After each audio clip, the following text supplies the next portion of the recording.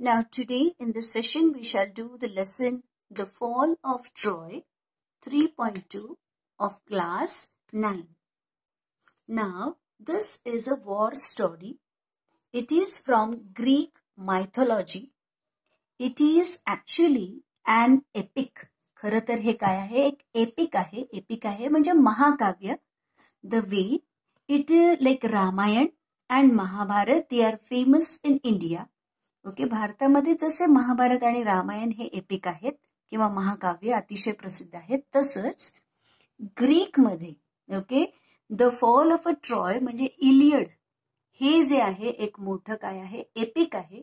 या Iliad that's is a story, एक प्रकारची स्टोरी. इलियड इज अ इलियमची story. What do you mean by Ilium? Ilium म्हणजेच Troy. Troy या सिटीचं दुसरं नाव आहे. The other name for Troy is Ilium.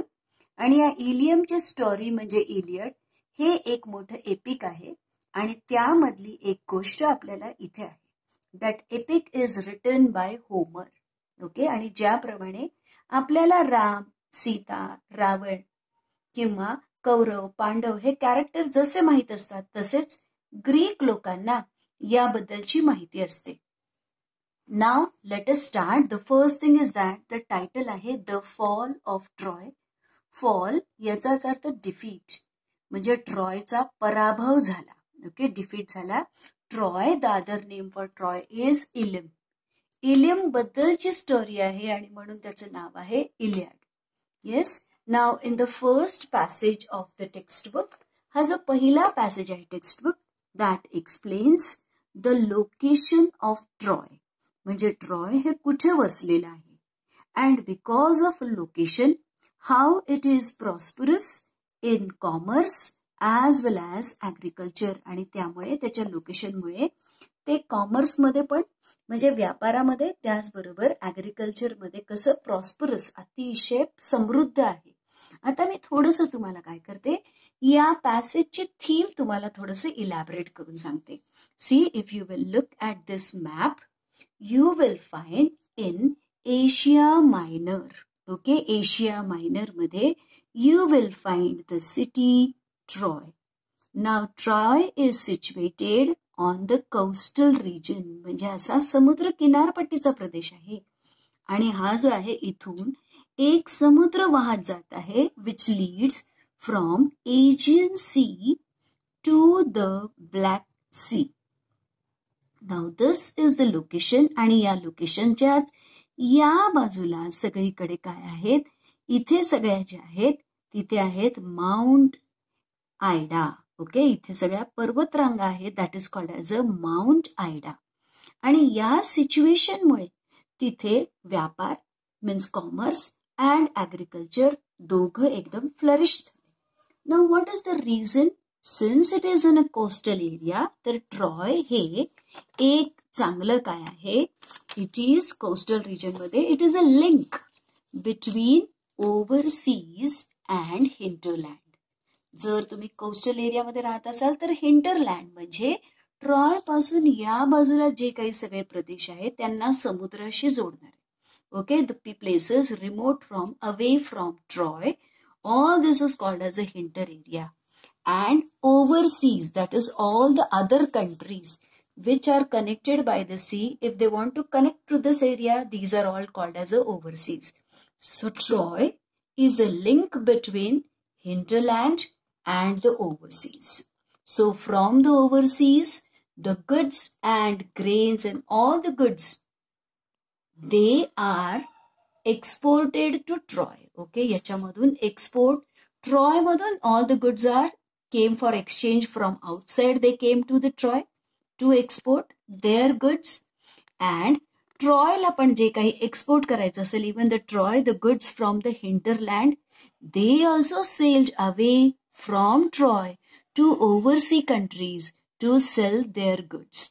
आणि त्यामुळे इम्पोर्ट आणि एक्सपोर्ट याचं ते हब सेंटर असल्यामुळे तिकडे कॉमर्स म्हणजे व्यापार जो आहे तो अतिशय वाढला. So it has a sea transport. And as you know that sea transportation is the cheapest transportation of goods and services.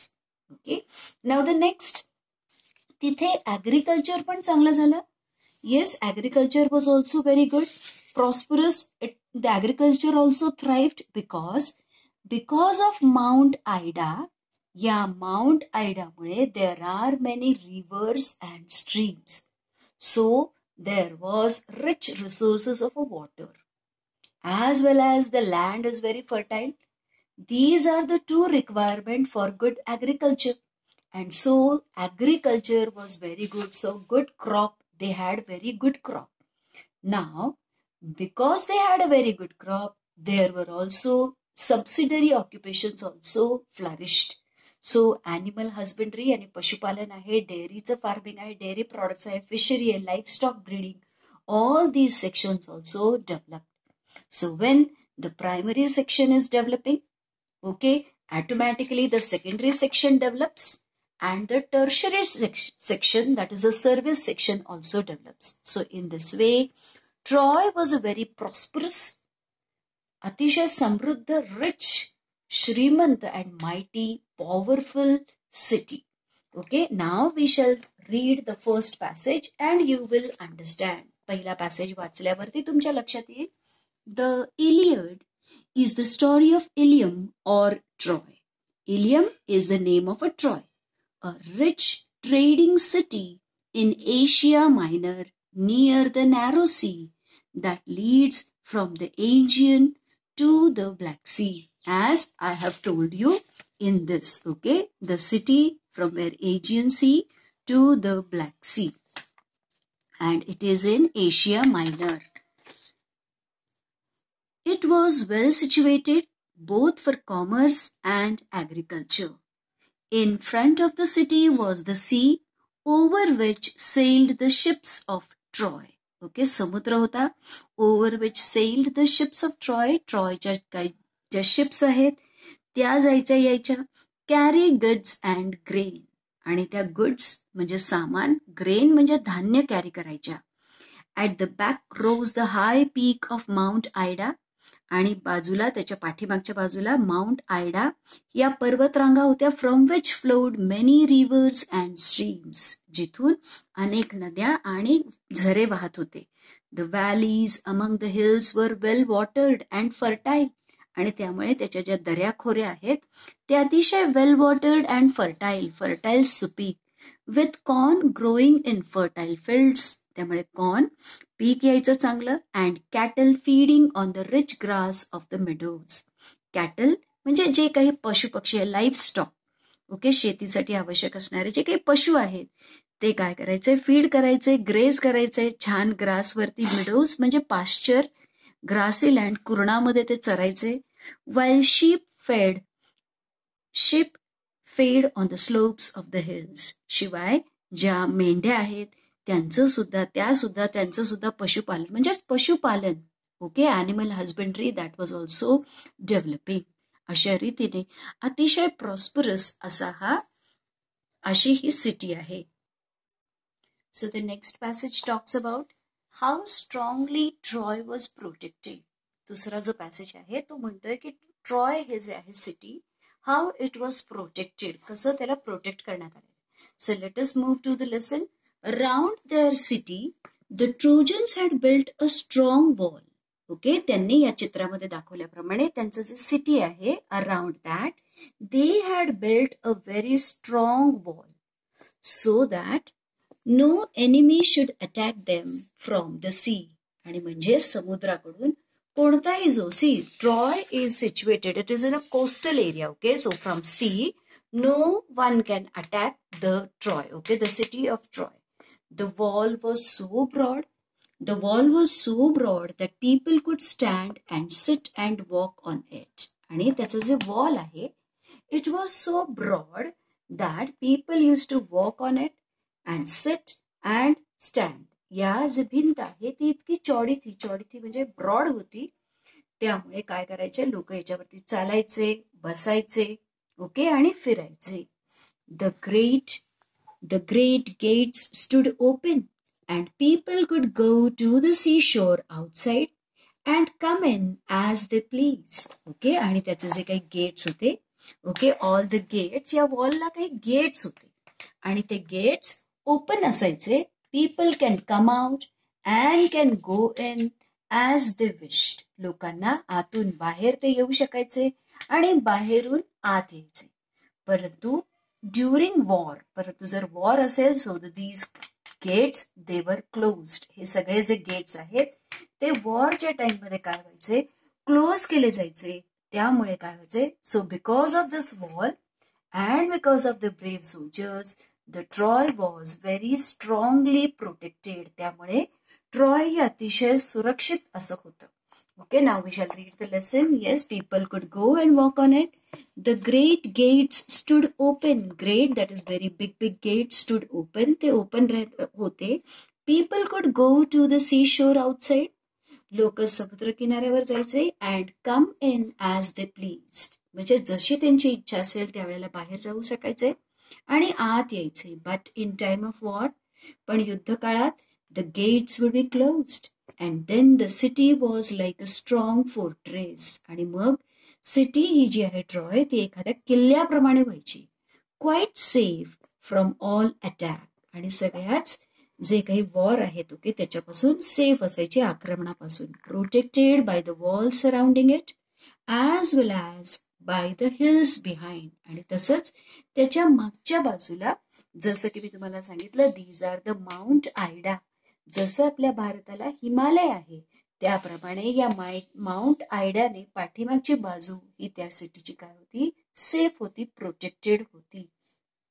दस म्हणजे अशा रीतीने Troy was a strong city, strongly protected by it's walls and strongly defended bye it's brave soldiers. अशा रीतीने अतिशय strong, सामर्थ्यवान आणि सुरक्षित असं हे सिटी, अशा प्रकारची ट्रॉय ही सिटी होती. As I told you that Troy is a very strong and prosperous city.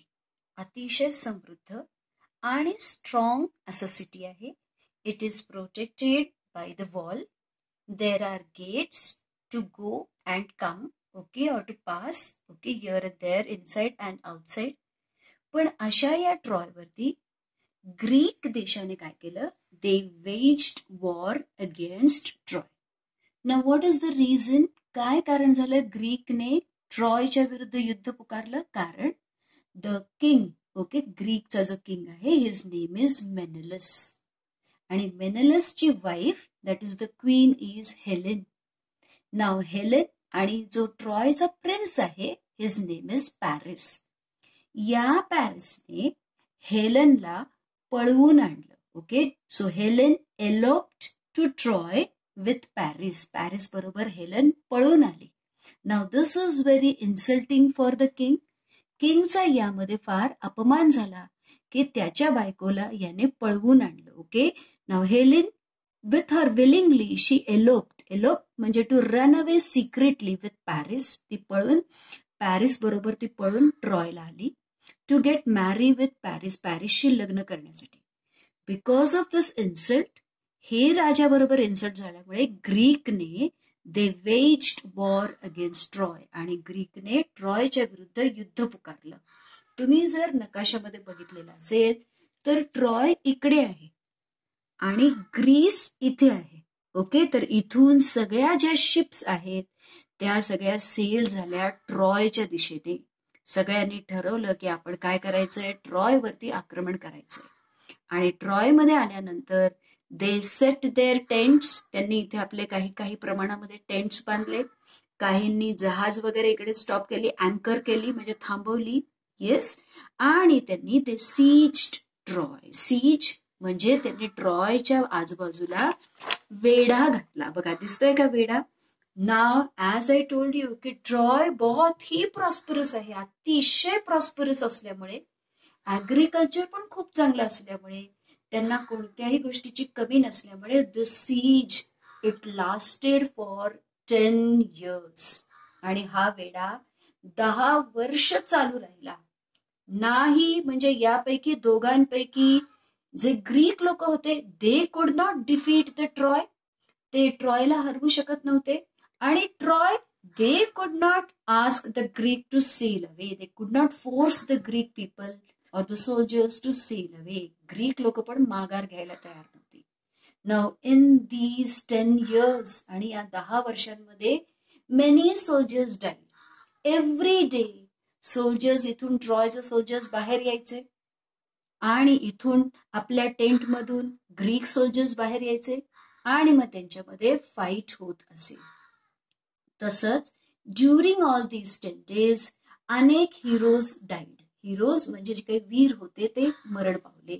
सगळ्यात आधी तर तो जो ट्रॉयचा जो सेनापती होता हेक्टर, ज्याने 9 years 9 वर्ष सेनापती म्हणून ट्रॉयची रक्षा केली, ही डाईड. त्याला अखिल्स नावाचा जो ग्रीक हिरो आहे किंवा वीर आहे, त्या अखिल्स किल्ड हेक्टर. आता हेक्टरला मारल्यानंतर इवन अखिल्स वॉज किल्ड. नक्कीच ट्रॉयच्या कोणीतरी अखिल्सला मारलं. त्याला एक अखिल्स हील म्हणजे असाच पायाचा जो खालचा हीलचा भाग आहे तिथे त्याला पॉइझनस ॲरो लागून अखिल्सचा देहांत झाला. त्यानंतर पॅरिस, जो सारे झगडे का मूळ आहे, पॅरिसमुळे हे सगळं युद्ध सुरू झालं, त्याचं सुद्धा त्या युद्धामध्ये देहांत झाला. But still the war continued for 10 years. कभी इनका पलड़ा भारी होता था तो कभी इनका पलड़ा भारी होता था. So at last the Troy people, त्यांना आपण ट्रोजन्स असं म्हणतो. ट्रॉयच्या लोकांना ट्रोजन्स असं म्हणतात. The trojans were tired of this war. त्यांना कंटाळा आलेला होता. अँड बिकॉज दे वर shut up in this barrier, कारण त्यांना वॉलच्या आतच राहावं लागत होतं. त्या सगळ्या बंधनाचा त्यांना कंटाळा आलेला होता. आणि त्याचबरोबर Greek soldiers, they were also tired of war. त्यांना सुद्धा या सगळ्या युद्धाचा कंटाळा आलेला. And they longed to go to their motherland. आणि त्यांना कधी एकदा आपल्या मातृभूमीला जातोय असं त्यांना झालेलं होतं. Like this. Now we shall learn this part with the help of a text book, जे मी तुम्हाला चित्राच्या सहाय्याने वर्णन केलेलं आहे. We shall learn with text book. We have finished with this.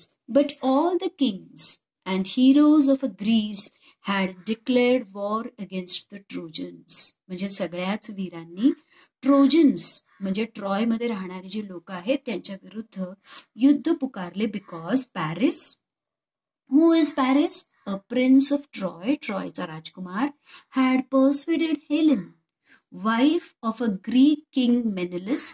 ग्रीकचा जो राजा आहे मेनेलिस, त्याची बायको, to elope with him. To elope that is to run secretly, to run away म्हणजे चुपके चुपके भाग जाने के लिए, ती पळून गेली. He had brought her to Troy. आणि पॅरिसने तिला ट्रॉयला आणलं. The Greeks wanted to take revenge on Troy for the wrong done to Menelaus. आणि ग्रीक लोकांना रिव्हेंज, त्यांना बदला घ्यायचा होता, कारण त्यांचा जो राजा आहे, they did wrong for the Menelaus. They sailed to Troy and laid siege to the city. ते सगळेजण ट्रॉयला आले. लेड सीज, वेढा घातला. The Trojans too fought hard. Trojan लोकांनी पण खूप फायटिंग केली.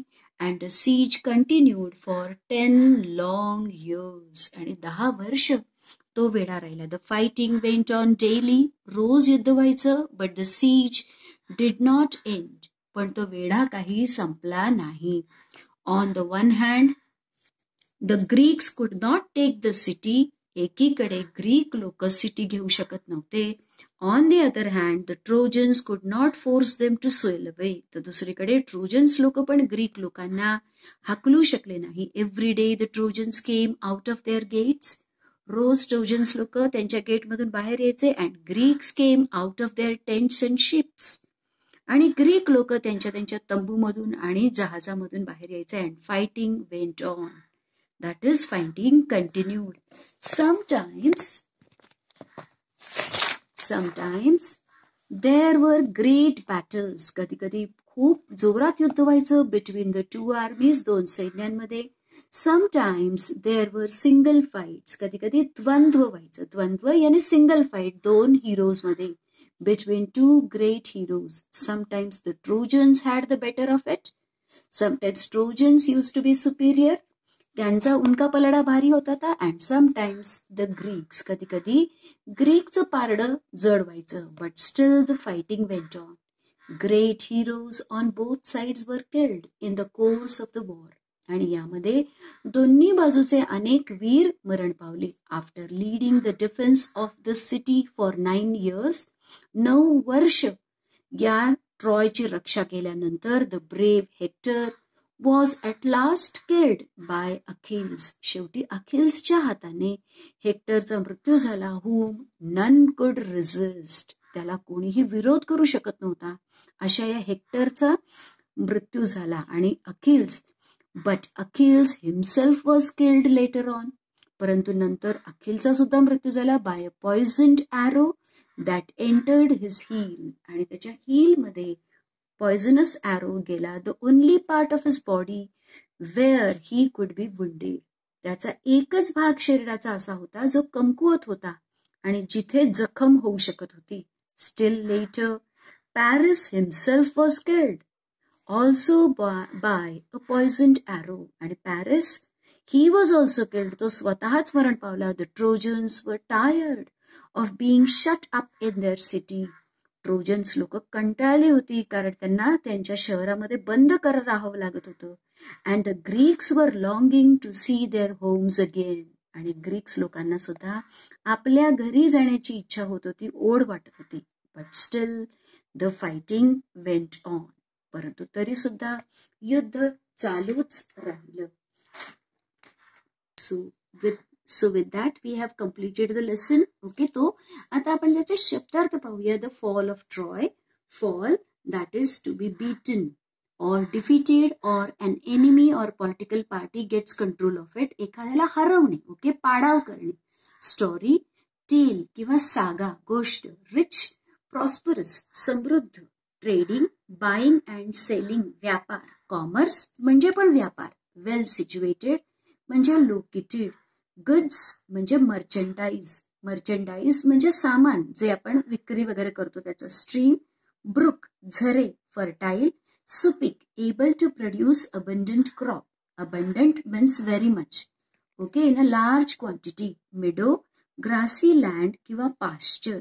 कुरण ज्याला मराठीमध्ये म्हणतो. दस, इन दिस वे, अशा प्रकारे. Persuade, induce someone to do something, एखाद्याला एखादी गोष्ट करायला प्रवृत्त करणे. Declare, that is to announce. Revenge, harm someone to return for wrong suffered at their hand. Revenge, बदला घेणे. सीज, सराउंड अ प्लेस, वेढा घालणे. To go on, to continue. In the course of, during the specific period or activity. Have the better of, that is to gain superiority or an advantage over someone. Resist, oppose or go against. Later, afterwards. Wound, injure. To elope, that is to run away with someone from a place secretly. Lapun, पळून जाणे, that is called as a elope. Single fights, duel, द्वंद्व. Safe, opposite is defenseless. Narrow, opposite broad. Persuade, opposite is dissuade. Rich, poor, opposite near, far. Back, front. Fertile, infertile or barren. Enemy, opposite is friend or ally. Closed or opened or exposed. Strong, weak. Brave, timid or cowardly. Begin, end. Peace, war. Offended, pleased. Surrender or opposite is to attack. Surrender यानी शरणागती जाणे. Now this is very important part. Usages म्हणजे आपण काय करतो यामध्ये ज्या काही phrases आहेत or some difficult words, we use them in our own sentences. So it increases your comprehension. त्यामुळे आपल्याला ऍप्लिकेशन पण येतं आणि आपलं कॉम्प्रिहेन्शन, तो शब्द जास्त चांगल्या प्रकारे समजतो. In front of. They sat in front of each other. She confessed it in front of everyone.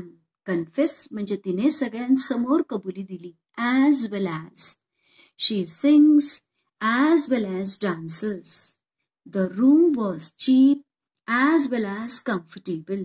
पर्सवेड, एखाद्याला एखादी गोष्ट करायला प्रवृत्त करणे. I persuade students to read text. मी पुस्तक वाचायला प्रवृत्त करते. He persuaded to use cloth bags. त्याने कापडी पिशव्या वापरण्यासाठी प्रवृत्त केले. To elope that is to run away secretly. He eloped abroad after the scam. Scam याने घोटाळा करून तो विदेशी पळून गेला. They planned to rob and elope.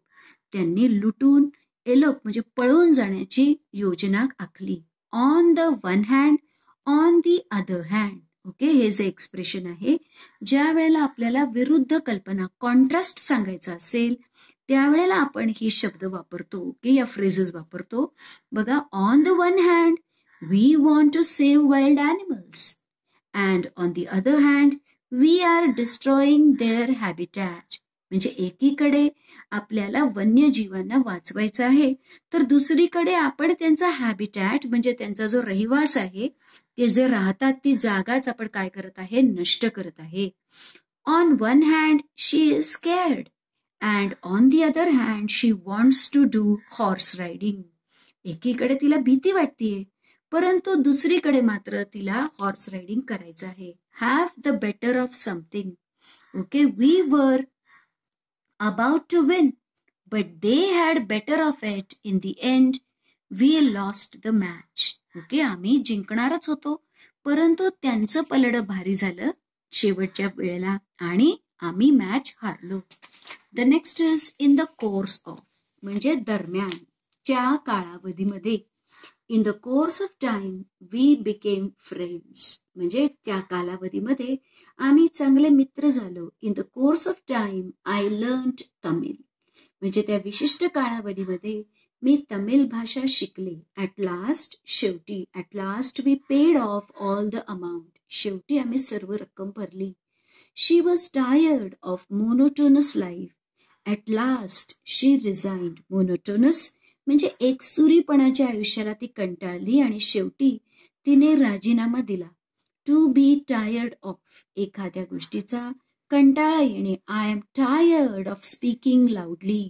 जोर जोराने बोलण्याचा मला कंटाळा आलेला आहे. I am tired of house hold chores.